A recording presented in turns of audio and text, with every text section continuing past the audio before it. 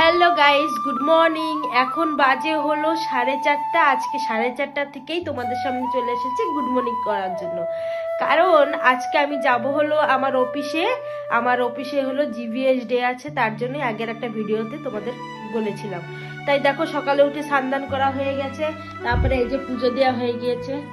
এই দেখো আজকে আর ফুল পাইনি, কারণ এত রাত্রে কোথায় ফুল পাবো। এই দেখো একদম অন্ধকার, 4:30 বাজে, আর অন্ধকার তো থাকবেই। আর এখন ভাবছি রেডি হব, এই যে রেডি হব, তার জন্য এই যে এই ড্রেসটা পরবো হলুদ কালারের, এই যে প্যান্ট। আমার মাসি যে ড্রেসটা দিয়েছিল সেটাই এখন পরবো, রেডি হব, আর একটু ম্যাগি বানিয়ে তারপরে খাবো। তাহলে চলো আমি রেডি হয়ে তারপরে আবার তোমাদের সামনে আসবো। তোমাদের সাথে কথা বলতে বলতে তারপরে রেডি হতে গিয়েছি, তখনই আমাদের স্যার ফোন করেছে, না এখনই আসা লাগবে।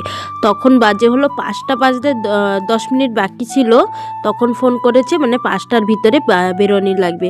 10 মিনিটে আমি কত জলদি কাজ করেছি মানে এরকম তো কিছু কাজ নেই, এই নিজের রেডি হতে।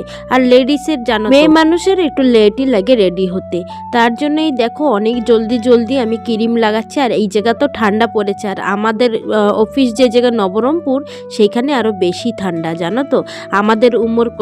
আমাদের বাড়ি তো নবরঙ্গপুর ডিস্ট্রিক্টে, আমাদের ওইখানে এখন যাব, কিন্তু বাড়ির কাছে গিয়েও বাড়িতে যেতে পারলাম না। জানি না ভগবান আমারে আর বাড়িতে কখনো নেবে কি না, সেটাও জানি না। অনেক দুঃখ লাগছে আজকে ভিডিওটা এডিট করার সময়, জানি না কেন এত দুঃখ লাগছে। সেসব ছাড়ো, জানি না আমার কপালে কি ছিল, কি হবে, আর ভবিষ্যতে কি হবে জানি না। অনেক কষ্ট পাচ্ছি, অনেক বাবার কথা মনে পড়তেছে। কি করবো কও, ভাগ্যটা লেখে আনছি এইভাবে, আর চলতে হবে, এইভাবেই চলতে হবে, কিছু করার নাই।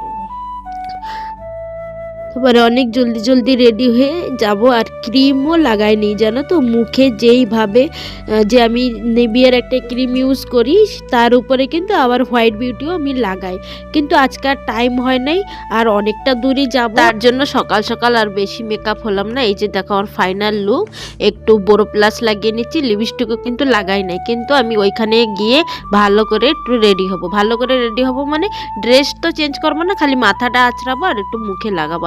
আর এখন এইভাবেই যাই। চলো তোমাদের ফাইনাল লুক দেখায় দিই, আমাকে কেমন লাগছে অবশ্যই কিন্তু কমেন্ট করে জানিয়ে। এই দেখো গাইস কেমন লাগছে, মুখে একদম তেল। আর দেখো বলতে অফিসে চলে এসেছি, আর গাড়িতে বসে তো এত মানে কষ্ট লাগতেছিল, বমি আসতেছিল, আর কিছু ভিডিওই করতে পারি নাই। এখন অফিসে পৌঁছায় গেছি, অফিসে এসে দেখাচ্ছি একটু শব্দ দেখাতে পারলাম। উদ্ঘাটন করছে স্যার, আর এইটা হলো আমাদের আরেকটা স্যার, আমাদের যে মেন স্যার সে কিন্তু নাই একটু কিছু কারণে, তার জন্য